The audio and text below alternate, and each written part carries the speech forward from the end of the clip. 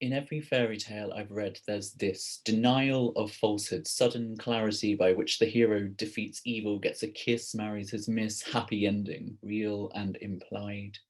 In such stories, the reveal often relies on our brave hero with his own eyes seeing truth, defeating the witch, and on and on. Every hero has a moment when they see the vital event and they believe. Those who believe without proof are fools. Evidence is key to heroism, or so the rules imply. Belief alone is nothing.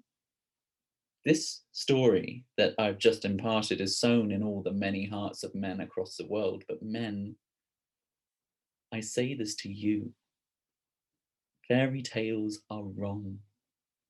And we need to start believing without seeing if we're to help the women who throng around us bleeding. The cold, true fact is this: no matter how often she tells you of walking alone with keys interlaced between her fingers, ear pods in and Spotify off, you won't believe it. I've never seen it, you say, I say, and that makes sense because the heroes of the fairy tales never believed anything they didn't see with their own eyes. But here's the real issue. Surprise. We are the thing that mean we'll never see it. The quicker walking, nerves, anxiety, as the women we know and love feel oppressed on the same well-lit streets where we decompress with a run, a walk, a saunter through the park in the dark.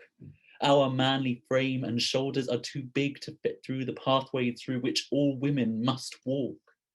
And this not all men mantra we chant doesn't affect the crippling stance of fear that our women feel when simply leaving their home. It's not as Gatsby counseled connection, but rather Gatsby deflection. You change the record, the conversation, hoping we'll move on to easier topics where we can once again be liberal cohorts battling against the obvious foes of racism, poverty, Tories, but deflect at will. The story's the same. In a recent poll, 97% of women in the UK said that they've been sexually harassed. Claire Barnett, UN Women UK, this is a human rights crisis, and this time there is no ISIS to deflect, distract. We hide behind not all men, the all lives matter of the BLM. Men, we are better than this.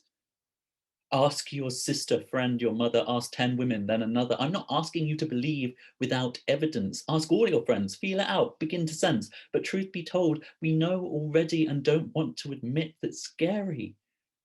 I was always confused when female friends asked me to text when I got home, a foreign culture, checking in for no known reason. I thought my friends were silly, but I have not, cannot walk in their shoes. By simply entering the room, my body changes the conversation. Really, a man will not leer at my friend if I am there, or run after her in the street demanding her number. When my friend's dad asked how he could help women feel less fear, he said, should I walk closely after her as I'm nice? He thought he was a cat warding off cruel mice. He didn't see she wouldn't know he's nice. She simply wants to get home. We all think we are the solution. We want so badly to be the resolution. It's unfair, we cry. I never hurt anyone, but life is unfair. Privilege, another word that involves curses. I get it. It's hard to be the oppressor. Simply from the years of history that started centuries before we existed. And I realize that we're torn between listening to the pain around us and clarifying that it's not me, but enough of that. Push it aside. Now is the time for us to perform miracles, believe without seeing, trust in the words of women around us that these small and huge acts of cruelty happen every day. Ask Laura Bates, ask any woman, believe them. Why do so many women love true crime? Is it that they see in it a reflection of their own lives lived with constant fears and terrors built in? Fairy tales are not where you should seek wisdom. For that, you should turn to the Greeks. Orpheus lost his most loved love, Eurydice. And when she died, he went to Hades to see if he could bring her life again. Moved by the lyre songs he played, the god of death wiped a tear away and said that Eurydice could go home. All Orpheus must do is not look back. He listens to her voice as they emerge from the blackness of hell and towards home.